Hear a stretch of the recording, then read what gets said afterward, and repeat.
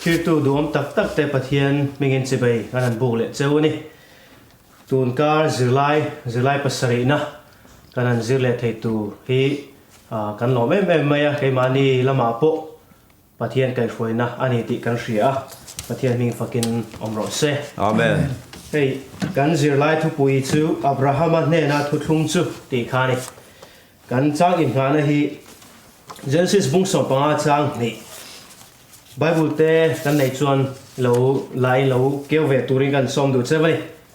Genesis bung so panga chang ni ma sela Abraham chuan olal pa pathian enge mi pe kang fanei lovin kom len dona karo khom tu tur chu Damascus khwami Eliezer hi ani sia atia athu kan siat lalpan kan zatan malmin som sawa se Amen. tuna kan zirlai te chata kan zir thena turin pu ramona tlaw tong tai tuin lo soma Thian mai lo ku nang u. Lalpa kan pa ban me min mangai tu sungnung ber. Tamle sel taka hun cha I thu te zir ho thei tura min pe ko wang lalpa masabrin ming fakin mro se. Amen. Tuna lalpa zirlai kan zina tura min tel puila abul min tan sang atom min thlan puila. He thu zirna tanga lalpa I mangai na te I that na te lai hlot na te kan zir chuang ngai theina turin kai ni soi tu te le angai thatu te song po ang kadin malmin som in kan thin lung ril ruwa lalpa min chen chilin lalpa min ompui thawang che chu zong kan suang ngai dam na if by so Christa ming lom soi chung ron di le che Amen. Genesis bung som panga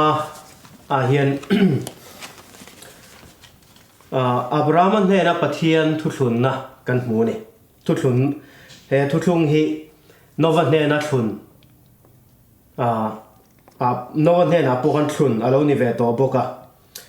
ani na taka chuan nova ne na thun le Abraham ne na thun hi in anna le mi puitan emo mi tan midang tan ham thatna om ve chu Israel mi te tan po khan ham thatna om tina ni chu he thutlunga hianin Isua local na tur kan tiang chu chandam tu po kha thlir don chuan he ta thui ta ka thlir don chuan omani ti kha hela hian a hmu thei ni tin heng thil te kan tiang chu an chunga Abraham chunga thil kheng mak tak mai nupui aneya ma se fa anei lova amar chu pathianin fanei fa at thutiam te kan hmu a pa mihring an ni ve a hlim thei lungai thei an ni ti te helai kan zirlai hian min ron ko hmu a chu ta chuanin thutiama khan Abraham chu namzong te pa kha tu alani don ni ti kha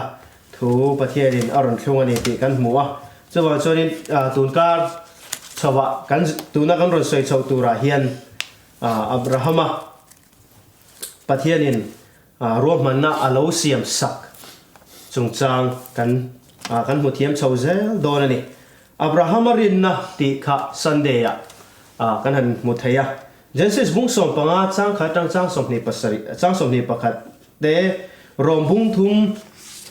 rombung li chang thum chang li chang kwa chang som ni pani te kha min lo chiar pui ve ula ka chiar vek to lo mai nga Abraham hian rolo tu tur fa anei lo ni ti kan hmu a chumi wang chon alungai amang ang hle ani ti po kan ria an ron la soi chho zel dona chuti lai tak chon pathianin Abraham hena arilara apek tor thu kan hmu ni Genesis bung som panga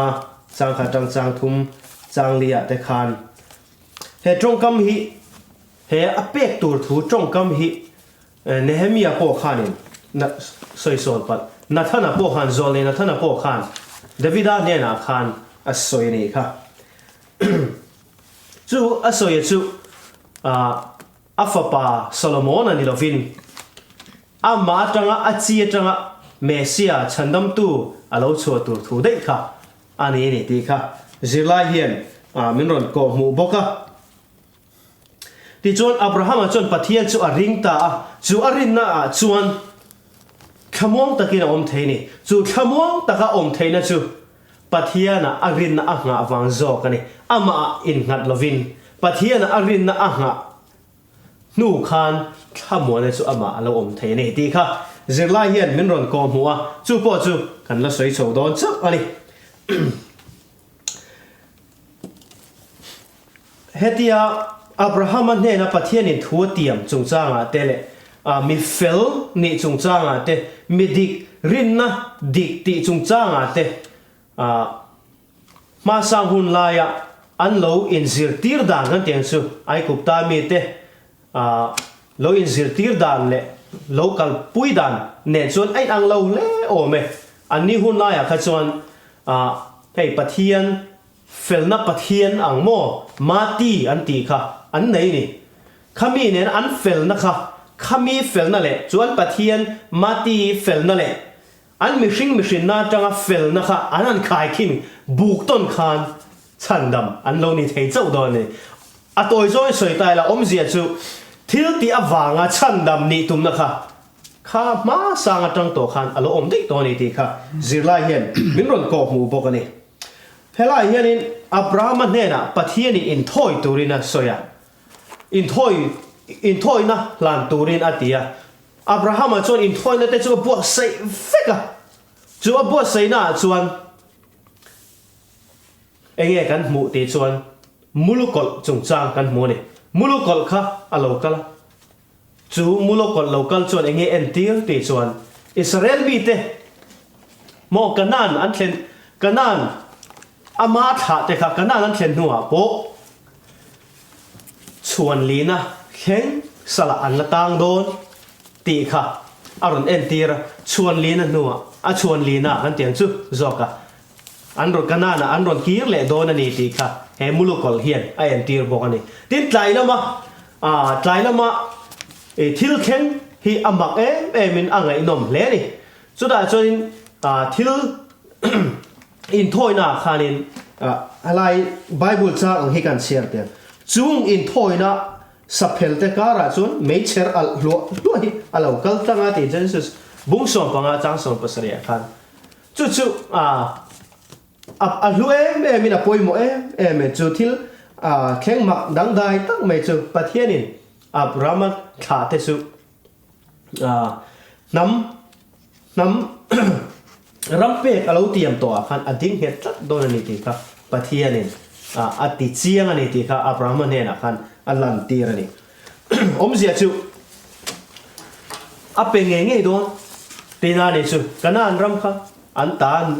านี่เงี้ยโดนตีครับปะเทียนละมาชวนเงี้ยตักนี่นะอมนี่ปะเทียนนี่ทุเตรียมอับราฮัมเนี่ยทุอัชวนจูเงี้ยเล่นี่ทีครับกันหมดเฮนี่ทีนรำเตียมินะห่วมจินตัวค่ะแค่มาจงหันเอ็นเละตายละไอ้กุบตารำลุยจังลุยเลียนปุยยูเฟรติสลุยแข่งอินตีฮีหันเอ็นเละลกตายละให้เห็นเอเดนหวนเกียงลุยล้วงค่ะโง่กันหมดเฮียมินเชียชวดเตอร์เทนี่เจสบุ้งนี่จ้างสองปฐุมอาคารจู่ๆนี่เองเราเอ็นตีร์เอ็กโซดัสอิสราเอลฟาเดเซนักกันนั่นเนี่ยขันอารอนินขุนส่งกันไม่นี่อมเสียจุกันนั่นเข่งเจ้าค่ะประเทศนี่อัปเปกันนี่แล้ววะนักกินเอเดนหวนเข่งนักอูเฟรติสลุยขมิเข่งอัปเปอังคารรำเตียมแค่นี้อิสราเอลฟาเตกันเตียงซูรินนาอิสราเอลฟาเตโอ้เตขันเตเฮียนกันเตียงซูนักกินเอเดนหัวนะมิลลาช่วยลูเล่โดนนี่ตีค่ะทุเตียมฮีอะไรเห็นอมก็แต่นี่ทุยโจกันสุยโดนส่วนตีค่ะปอยโมไม่อะจู่บางส่วนตีเฮียนการเชียร์เดียวแค่เพียงประเทศมีแต่ส่วนตัวนะหัวน่ะชั้นดำนะและจังเวอินเอเดนหัวน่ะอันกี้เลยโดนนี่ทีวันรบเวียนประเทศมีฟังกินอมรสอาเมนเฮ้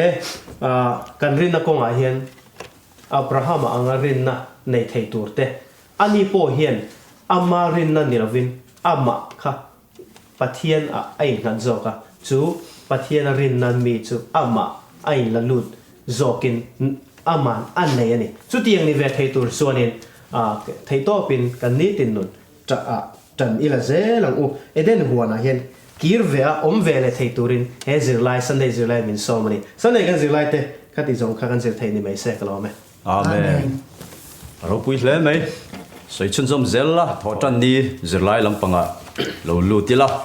abrama thil lo thong te ti ania enge ni a lo thon ni ti kan en ho leila masa khanin soitu masa khanaron soinwal to meya karon soi chun zom ve lenga kan bible chang en tur te chu genesis bungsom puruk chang khada tanga chang som puruk le genesis bungsom panga chang ni te le galatia bungli chang som ni pakhat som thum pakhat te hi ani dona bible te milo ke pui vela karon soi thuak thok dona bible chang hi karon share don lo ni ti kha kan soi ma sadu boka Abraham te nu Abraham le Sarai Sarihianin masaber chon ka sai du chu lau thon he athupui ziang hianin lau thon ruk tak mai anneya chu enge ni ti chuanin kan hriat tho ka ring pathianin fa in nei don ni rila ra ngai tang chuak fa pa in nei don ni ti pathianin alo ti ama alo hril to ani chu an ma ni mi hring ngai to dan chuanin an mo lo ve na chen chu om ngei mai an upato saripo ching to abrama po upatak ani chu wang chuanin fanai thei tura anin ring lo tlat mai ni pathianin fai nei don ti ma se chu rin hlel na ro pui tak mai an neya chu tak mai chu sari chuanin chuan lama nein apasal abraham ne la chuan an chen na ram mi te ti dan angin mei chadang mut pui ve mei turin ti he bible he ta zirlain aron soidan ang hianin an chen na ram mi te ti dan ang ti chuanin fanei theilo te kha an nu pui te an pasal te mei chadang an mut pui tirin kha fa khan fa tan an pom ni ngei turin alanga he thu tang hianim tin bible changa kan en chuan china karon soita khanin genesis bungsom bruk chang khada chang ruga hianin lo en thuak tin abraham nupui sarai chuan fa renga rin saklowa ti sarai chu ai kupta mi boy nu be chia pakhat aneya a ming chu hagari ani sarai chuanin apasal abraham ne na chuanin kalin ka boy nu ai kupta mi ka boy nu hi mutpuila ane na tang fa ka nei ve ma nang ti in thu aron ta ni chu tak mai chu abraham chuanin ni don taketi in alo pom ve ta mai ni chu de chuanin chu kanan ramatanga an om kum som nuwa chuan ti bible chang kan sia thlau zel chuanin abraham ne na chuanin a boy nu chu a hruaya nu pui tan ne na om pui turin ada ta ni chu chuan abraham chuanin alo pol alo raita a raitin hriat vele api sarai chu a musit tem mai ni chu sarai chuan abraham ne na chuan kalin ti hian aron soita a ka boy nu am pui tura ka pek chakha kha arai ti an hria a min musit ta hieti chu he ka tor na hi e chunga tlaro se nang in mo phurro ti in anu pui chuan abraham ne na ti abraham chuanin ikuta ai boy nu ne kuta omlom I thuin tiang che atia sarai chuanin a boy nu chu a musit at ti du da kan tiang chu ti re thei ta a chumi chu tuar zo loin hagari chuan a thlera atlan bo ani atlan bo na chuanin pathian aron lang ta chia maya vantir ko sarai boy nu khoya tangai local khoya ngai kal don atia hagari chuanin kapi sarai nen tang katlan bo ani ati chu mun chu thalera ani a sur panakal kong tui khura tini vantir ko chuanin kirle la ipi thu ang chuanin omang che ati pathianin I hriom na te a hriat pui che a ti fapa I hringa fai pai wangin fapai hringa a minga ismail is ngei turani tina soi chitam tak thla chiar sen lo hiala tama I thla te kala ti pung do ni ti in a soi boka chuan sarai chu let le in toy join soi la Bible cha ron zia dang khain fa chu ring ta Abraham chuanin Ismail ti in minga lo phua ta Abraham chu ta chuanin kum som riat le paru upa ani to ni chút tiếng chuanin he Bible chang di china karon sei thuốc thuang khanin engkim chu alang fia orome khami pathian thu ngak lowin mo an ma ni in thu an lo ti thlat ti thlu tamaya kha an ti sual poimo tak mai ni kha pathiana rin na ro pui tak chak tak mai ne pathian ne na ngata pathianin ati puitlin mai tur kha ngak zo lowin kum som te avaya khamya khane an beidong an ma nin ro an relve tamayani an ma ni pathian du lowangin an kalta nima se pathianin alo tiam to wangin pathianin chu tiang ro rel chu hrema se pathian ain rot lo reng pathian chu a reng pathian chu khoya po omti a hriat chen zia chu ichina hagari po sarai boy nu ai kupta nu po chu ai kupta mi a boy nu po chu atlan bo khan pathian chu akianga omreng pathian ron larani chu pathian chu khoi huna po omni ti chiang takin ta kan mule thei boka chu pathian du ang chuanin ngak zo lowin an ma nin ro an loin relve ta ni chu an rin na tlak sam tak an thil ti sual lo om tak mai pakhat ani rualin chung an thil ti a chuan an he thua tang hianin chumi an thil ti chu he rin na he thil ti wangin he mi kan thil ti wang hianin chandam kan ni lo zia tur aron tar lang ve thowa thil ti ringot hi ani chuang lo ani rin na apoi mo em ni ta hian aron tar lang ma se rin na po chu thil ti kal kop tur ani he thua ye chuanin rin na anin nga pathianin atiam chu ati kha ring takin rin om taka along ngak mai turani eng anga thangkhan liam po ni ma se along ngak kha pathian ti puitlin mai turani rin na antla sama thil ti in an mani duangin an ti tamaya chu an lo chamna tak mai ania hata hian Genesis bungso panga chang nia po khanin Abraham chuan ati olol pa pathian engem in pe kang fa nei loin kom len dona ka ro lua tu tur chu Damascus khwami Elijah ra ani ang ti in alo sei chu ta hin arin lel zia pathianin fai nei doni ti arin lel zia ril ra ngai nei doni ti arin lel zia aron te lang boka tin Galatia bungli chang som ni pa chang som thum apo khanin lem te karon sei le du chu enge ti chuin he sarai ne na tang sarai ne tang ron suak ki chu pathian tu tiam aron suak ani ti aron tar lang ani sarai abran fa pa ne ne ya pakhat chu boy nu ne na tang suak ania pakhat chu aboy lo nu ne na tang suak ani ati aboy nu ne na tang suak chu ti sa tang suak ani ti sa thila tang suak ani aboy lo nu ne na tang suak chu pathian tu tiam pathian me alo ruat atanga suak ani ti ta he bung le chang po hian aron lang chiat mai ni chu wang choi he thua hianin pathian thu kan nga angai zia kan ngai chan angai zia le pathian kan rin ngam angai zia aron tar lang ani tin tlema gron sei lu chu Esau le Jacob ate po kha han ngai tua te u ana u zok chu Jacob chu u zok u pa zok chan na chang don ni ti pathian a fil sa nima se kha ngak zo loin anu rem ruan da in apan bum ta ni kha chu bum na thalo tak mai ra chuan enge thlen atlan bo pu laban ne na anu ne atlan bo tang khan he khovel an dam chung in an mule to ngai reng lo an in chung khura buai na om ni eng wange de chuan pathian ni thu tiam an lo ngak lo ni chu tiang che chuan Abraham po chu tiang zel chuan chu wang chuan pathian thu tiam kan nga lo chuan in kan chung khura te ke mani van tlang ate kan ko than chung ate buai na chuak zel do na pathian thu anga rin om taka kan om chat chata pathian kan zui chat angai ni ti kha kan soinon le dua chu kan zawa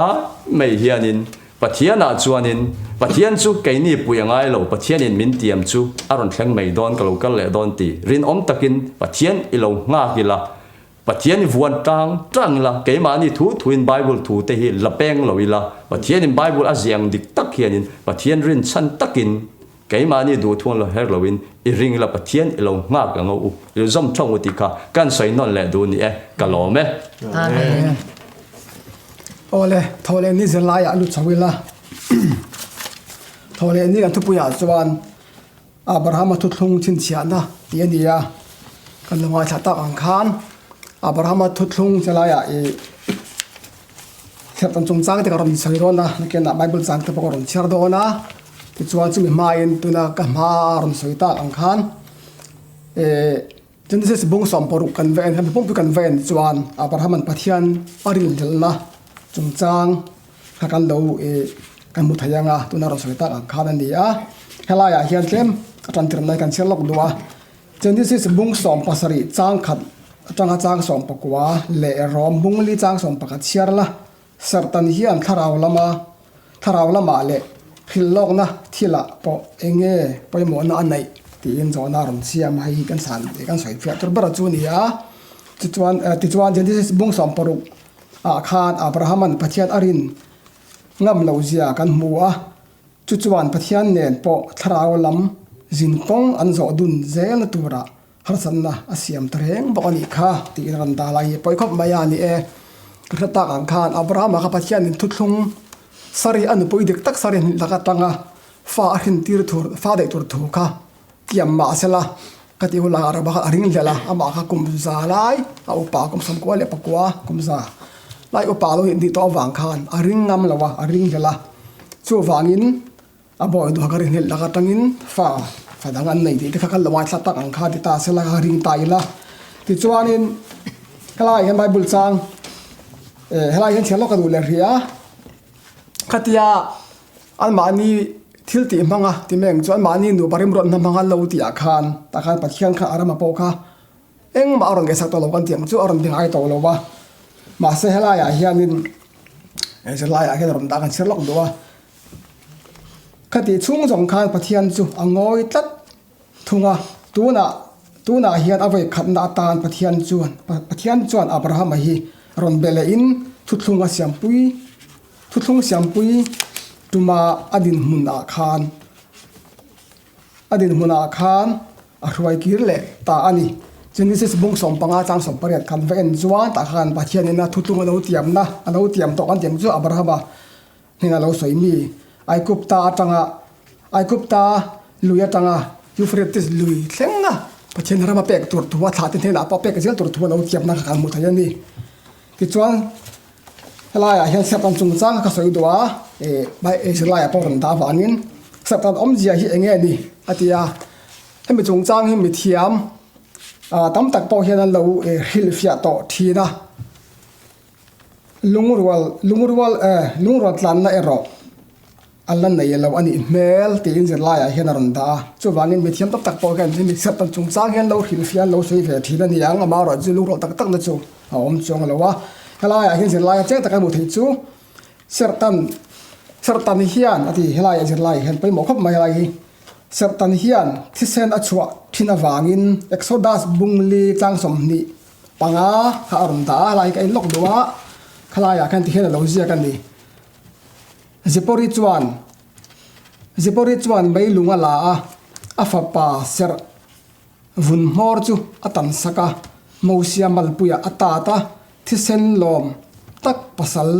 ini hile atia ti kan huni khalaya khanin sertan chungchang kan muwa helaya hian chumi om zia ber chu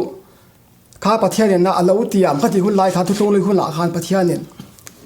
Abraham atang kha sertan to khan alo tia chu pathianin achin chia na pakhat ania pathian amani in ka sin chian na khati hun la kha Israel tar rim prim kha an mani Israel nam bai ni lawin an mani om pui te an boy te po an tiang chu khami an lei chop an boy te po ni selang mi pa to phot ka chu pathian khan thu do pek to awagin satan tak turin lo tia ni riat dia satan to khan lo tia ni chu wang chuan chu mi ang chuanin pathian to pek ang chuan an local chho zel tiang kan ti mek chu chulaya chu helai a hil na bera chuan chu mi sertan thi sa chu awangin kan sual te thoi na na iswa a in hlan na entir tu ani ti kan khat thiam a poimo atin helai hian zar lai hian chu chuan kan ta na chandam tu lo piang tur khati hulai kha chuan in ai an malam thira ni ta chandam tu lo piang tur kha chu a thi le dam tur po kha ni salangin kai ni a chuan in kun kal to angin kan thir le ta ani hula chan malam mun thil thang tur ni ta bang khan khami an tir tu wa tan khan an du mang ve le chu ti kha sat tan chung changa chuan in khami kha a fiat an theng ber chu ning ka hria kan ta ti tur isor hita ti sen chok tur lo ni na te khan kha aron i soi chu ni ta helai hian rom bung li chang som pakha thi se lai ron ta bok ai po hi kan sia lok duwa le lin lui na ulek bible karon da wangin chu karon cher duwa ana afia bikin ka hria rom bung li chang som pakha ta a ser tan ma a arin na awang nge in pathianin thiam a chan tir ti en tir turin ser atan chau zo ani ati helai hian a thiam chan da kha ser tan wang ni lowin a ser tan to wang zo e thêm thằng chưa đi vàng rồi cả tận đi rồi gì ăn rồi tại hiện nên thì chuan ser tan lâu mà se rin na vanga pathian in thiam a chan tir te tan chuan Abraham chu an tharau lam pa ani an tharau lam pa ani atia chang som pan hin na ser tan lo pa po ani ser tan pa po ani kan ti zo chu ka ser ka thel sol pala ser tan ani mai wang ni lovin kan pa Abrahaman ser atan ma arin ang bok ka rin na an nei awang ani tia chu wangin kami om ya chu satan om zia ka chu chandam na chu tlak lo ba ma se mring te kan ni aga kan bo chiat na hela ya genesis bung som bung tum chang som panga se lai boron ta chu chuan chu mi le se lai aron khai khina wang kan lak duwa genesis bung thum chang som panga le Genesis bung sari chang sari kha khala akhanin thu thung chung chang kan huwa khami thumal pani ti meng chu khami chang pani kha lo in zol khop maya thua po kha bung som pasari chang sari a chuan kan in kara ka thu thung chu i thla lo om zel te thlengin ka ti nget tlatang itan le i thla zel te tan kum khwa pathian kan ni ang ti ania ti chuan Genesis bung thum chak som panga a chuan nang le mai chia hi ka in mel mak ti ram chuwa i thla te le a thla te po ka in mel mak zelang iluru alat iluru avoke anga nangin aki artui i chukanga ti ya khami akhanin thu thung chung cha khami inkum kai nak arun ta chi ani chu wangin Abrahama tha atanga lo om tur thu thung isaka tanga lo chok tur chamani awang khan an ma ni mi hring na khanin rimro tin lo ti ma selang pathian na pom lo wa chumi kala zela chuan he ta thla tu bul te atanga pathian lo tiam to Genesis bung thum ta som panga karon chiat ta atang khan kha thla kala zela ta khan chandam tu lo piang don me se lo piang don ni ti kha che ta ken kan hum thai ta i chuan hala ya hianin zela helar da rom bung rup chang som ni pathum le ti ta bung khat chang ni ta ron ta khala khan rom bung ru kan mu chu swal ban chu thi na adi si a pathian thil thon pek ero chu kanlal pa khrita iswa chuan chatuan nun na ani ate ti ta bung khat chang ni a khan sa kholam thu dik chatuan nun na bai se na chu hriat tir ra ruat kani ti na lo jak bo ni thil ngai nom deuh chu he kum khatu thung thu tiam hi Abraham mingle Sarai ming thak ani na alo om reng thak ani na alo om reng mai ti hi ani Abraham ti le Sarai ti hi chuan tuna an din mun ton mek ve asoya Abraham ti om zia chu choi san na om pa ti na ni tia Sarai ti om zia po kalal fanu Abraham lal fanu ti na ani atia ming om zia ron asoyani aming thar Abraham ti le Sarai ti te hian hun lo om tur lam akok ve a Abraham ti om zia chu nam tam tak te pa ti na ani Sarai ti om zia po lal fanu chu ti na ani hei hian mi zong le lal fanu mi zong lal fanu ani ti akok chu tiang bokin an fa pa ming isaka a omzia chu anuyang ti na pathianin fa pa anei tir tur thu a hril tuma anui vak kha min khet chhuat tira ati hei hi Bible anui thu kan mu Bible nui thu kan mu masak ber ani nge ati ni selai kan ron soi fia khop maya ti chuan Genesis bung som pasari chang som pasari kharon ta boka ka cha to lo mayanga ma se anui chan hi chu ati pathian na ron ti hila khan hetia mi hringa bagai to na chun amak ati ve li po khan a oi lo aring hlel ve do wa ti chuan anui kha sa boka di chu khami wanga lo nui kha di ta ama ai ro chu pathian thu ti amang kha a hun bia chuan pathian thu kha ron thleng fam kim ta ti chuan isaka chu alo chuak ta ni ti kha kan thria helai he to ber na ka soi le du chu engtin nge Abraham anga kan rin lel deuh rum chang te po hian pathian chu ring tlat thau zel dan kan thiam thayang engwangin nge rin na lo hi apoimo em atia Abraham agin kaini po achang chun kan ring lel ve thina pathian hi ma se pathian atutia ba ding reng ani awangin tutia ba tlai ngai lo ani awangin khang khalo om thin ma se Abraham angin rin om takin rin ta kama ithang len zela u tin ke paka se ve do dia kalome amen dilai ni zirlai a hian thupuya thutiang fapa chu ti ania ta hian Ismaila chauna lovin Abraham ina om cheng zong mi pa zong ta kha ser tan ani ti kan huwa ta hianin zong ti tong kam hi hebrai tong chan kol ti ania boili lai manania ta hian mi pa zong seran tan nu khan pathian chu Abraham ne na aronin lar le a ta chuan fapa aminga isaka asin tur alo tiam to kha aron nem het le ani ti kan hmoni ten Genesis bung som pariat chang khat atanga som panga te rombung kwa chang kwa te kan en chuanin I Abraham ne khan mi khwal aneya ami khwal anni kha thalera oman nia chun kholum lai tak kong ka bola athut lai khanin hlat tak tanga local mi a mo khanin thaler hmona ne wang khan khwal zin khan kal zen lawa a mo khan an hne na local torani ti a shet khanin Abraham kha mi khwal te muak tur khan atlan pheyani atiani ta hianin kumsom kwa pakwa ani a chuba ka ser atan hlim hlol ani bok nen hian avatlan pheyani ti han riat hian thil mak tak chu ani abik takin zuda namdana hianin mi pa hi antlan ngai lo fapatlan bo chungchang kan en khanin fapatlan bo alo let le khan apa khanin afapa hlatang al akal alo ho amu khanin avatlana avapoma ti kan mo khan ta khan antlan hian zuda dana chun thil za thak takani mi pa antlan hianin ma se ta hen za po don lovin an mani ni nakha inda niamin an mi khwal ton Abraham po hian ami khwal kha angai poimo em ani ti ta hen alang chiang le ani ti chuanin mi khwal lo kala te kha mi hring pa ngai chau ne lovin pathian po til ngei anga ti rin nakha anei aniang ti arin theya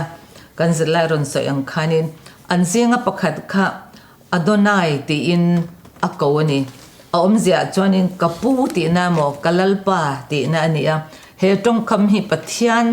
an ko na atanga an atana an manchin tong kam ani bok ani ti kan mutheya ti chuanin Abraham hianin mi khwalte anina lo lut to le lo thleng tora som nu khanin a boy phili ta em meya an ka sil na tur ta kha tuite abot sai saka ti chuanin anupui sarne na khanin an ei tur changsiam turin na ti a an chalo ne na bong no tal le an ei tur siam sak turin na ti ta ti chuanin anni po khanin an local chan kha soi mei lo khanin pathian henin ama Abraham ne na khanin a in lar ngal mei lawani Abraham khanin alo mu'a abiak thei ei tur te alo hlui thei na tur khan aron in lar phatani ti zerlai khan kan hua chumin nuwa chuanin ni chena kan ron sei to fapa anei tur tu kha ron sei aron tiam het ta ni kan ti to kha ti chuan ei le in tur ron hlui te po kha an lo ei ve a hlim takin an ei ho ta ati chuanin an ei ho ka te khan mi khwal te khan an ei ta an ei chung zong khan Abraham kha chu an bola lo dinga momo dang an nei le engem ti an ma ni momo lo ti sakha zel tur khan in reng khanin an bola dingin a om rengani ti kan huthaya ta hianin Abraham hianin an mi khwal te kha alo ngai sakle alo du sak chau ne lo khanin aza em bokani ti riat thei boka mi khwal te za le ngai sakhi khoi khom na thil ti ni satya mai lovin Christian kan ni ange ya kan ti tur kan mo phurna ani a mi khwal te chonga kan ti chu pathian chonga kan ti anga kan ngai turani Abraham ti dan hi boini thlenga ke ni pon mi khwal te chonga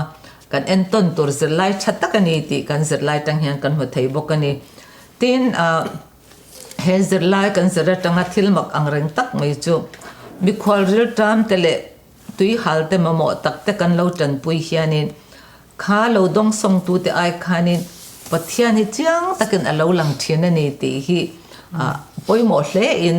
alanga kan zirlai po hian hei aron sei war boka tin le lama chuanin mi hring te zinga pathian aron chuk an ti hian enge kan hmu thei ti chon pakhat na chuanin pathian hian mi hring te akhonga izia le amanga izia aron telanga patni na chuanin mi hring te ronga bol sak theina turin mi hring cha lo roneta Krista aro ai o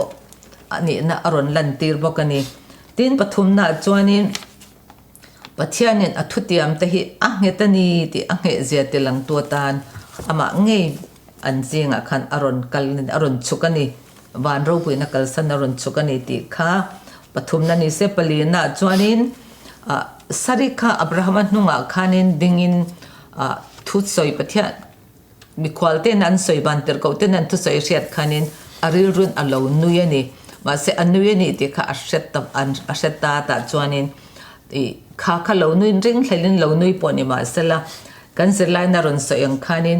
saririn hlel na hi athu lo tiam to a hlen chhuana tur ani ta nge ani atiani he kan zirlai tang hian mi khwal te he na kan hoi hom kan chwa hi apoimo ema hei hi alo dong tu ain keima ni alo petu tan po ham that na le pathian ro puina tura tan ani thei ani ti thutlung thara te po kan hu theya bichya te ne na kan ti te lungin tang te ne na damlo te ne na kan ti te ka chunga ti ni ati ang khanin heng te hi kan zirlai thatak ani akan shet ring tura tan kan zirlai po hian min cha nge ani ti kha ni lai kan zirlai ni sala tin ni lai thotan zirlai a hianin karon sei zom le ngal me nga thupuya chuanin Sodom khopuya cheng lota ti ani he thu hi chu Bible a hianin alar em bang hianin mitam tak hianin ring tu te chuanin kan shadeu vekin karenga Abraham hi zol nei ani ti kan sia a ti chuanin zol nei ani na anga athil ti hian lote chunga thil ti hian enge ngonga nei ti kha kan ril ro kan lo ngai to don nia ti khanin fapa pekin omdon ani ti thutiam kha adong zo deu chawa pathian ma adinga ti kha kan lo kan mu khan kan en chuanin I kha lom na pathian fapa adong don ani ti atlim na le alom na ai ma to khanin lotta chunga thil thleng tur angai to khanin khat mi chung chang kha Sodom khoin an tor tur chung chang kha soipui adu ani Abraham hianin ti chuanin han soile lokala ding reng kan te kha ding ti amma a te kha kan hota amma ding ti chung chang ai chuanin atong ta ya ti na angani ta Abraham hianin lotta te tan hianin hemi an khotan Sodom khopui tan hianin atong tai thinani ti asiat theya ta hianin Bible a hian midang te tan atong tai sak ti kan huna voi khatna ni bokani nawa meu po khanin midang te tan khan atong tai lem lo ani ti kan zerlai hin aron sei thlat meya chuwang chon midang te tan tong tai sak kan hu chu Abraham hianin he mi Sodom khotan hian le lot ta chung ko ta tan hianin tong tai na anei thina ni te kan muta a ta chuanin Abraham khan an ngai to wang khanin he khwa hian he Sodom khwa hianin swal hle ma se bol hlo hle ma salangin mi tha som nga tal chu an omang ti ngai to na anei awang khanin pathian he na khanin thu vai sari zo na an achiama ta jon pakhat na jon mi fel som nga tal om salangin Sodom khwa hi min him turin adil ta chuanin pathianin rematita a ti chuan atlahniam zela to pa chuanin number som thleng an atlahniam ta som chau an omani po in Sodom khwa khati chat ani don lawani ti kan huani amaro chu van doi thak tak main kan hu ang khanin kan shet ang khan bible kan cher le kan shet angin mi som po khata hian mu tor om lawa som han ti hianin an ma ni hemi zodada number clember an soina yat anti tongkam an hmana hianin number clember an soina chon som hi an hmang thina ni ta chuanin he number claim te po hi an tling lo ta atopa chuanin lotale anupui le afanu te pani mi pali chia kha khwatanga lak chu an ni te kan huta hemi chungchanga hianin lungchat thak em chu lotta po hianin thei to pa chu a atopa chuanin amak pa tele afa te chung te medang athian tha te po kha ava som kwal ve ni ma se an lo nui mai ani te kan ria he Sodom khwa bol hlo zia le tan om zia chu Abraham khanin ami khwalte vantir ko mi khwala lo nei kha du sak takin alo en kola dot in alo en line lotta ero he jonin ami khwalte kha alo en takin aina khan thleng turin te ma se khami khwa Sodom khwa mi ten an lo en kol dan le an lo don son da ne ro chu arab thla ka ni tero mo chip charing karon sei lo mayanga thil cheber ron the choka an mani mutpui tur hial ta khan an dilani ti kan sata ten om takin an omani ta hianin zol nei hianin tha tu bul tele zol nei te ti phek za le somli le pani le za somli pathum nei karon chiar dona keima karon sei a chon atong kam he moi em mayat tuna chon Sodom khatan zan nung ber chu alo thleng don ta an khopui du tak chunga chuan phubalak na chum pui chu athim mup to a ma semi te chuan an she ho si lova vantir kovin ti chat na an tho don tip lai te chuan mi te chuan hlok na le hlim hlop an la uma top na ni chu ni dangang bokin a lo chuaka aliam le ta a tlai ni liam turin ram chu moi taken ron chun eng rui maya tlai lam bo ruak dai chuan khomi pui te chu achok thowa hlim hlop lom mi te chu chumi dar kar chu chen tumin an thel